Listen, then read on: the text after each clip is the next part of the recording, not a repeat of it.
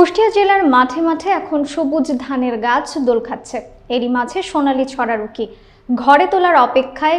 কৃষকরা এখন তাদের পরিশ্রমের ফসল ঘরে তোলার প্রস্তুতিতে ব্যস্ত।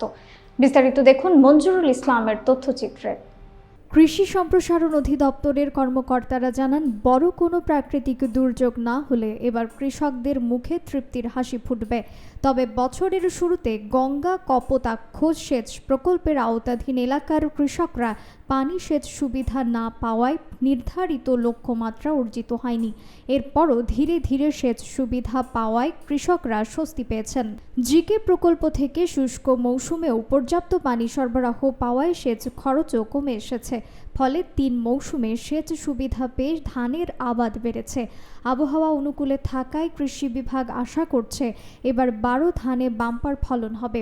কম খরচে ফলন ভালো হওয়ায় খুশি কুষ্টিয়ার কৃষকরা। তারা বলছেন, সময় মতো সেচ সুবিধা পেলে আগামীতে ফলন আরও ভালো হবে। ধান খুব ফলন আল্লাহর রহমতে এবার হয়েছে। এসব ফলন আমরা আশা করি আরো 10 বিঘা হয়ে আবাদ করেছে। আল্লাহ খুব যথেষ্ট পরিমাণ ধান দিয়েছে, আরো আল্লাহ দেবে।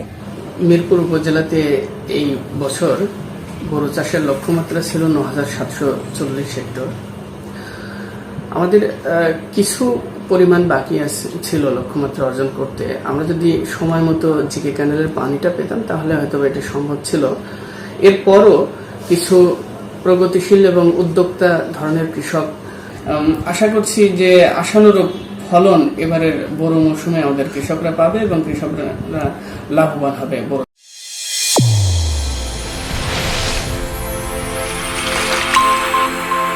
চ্যানেল A1 হৃদয়ের স্পন্দন।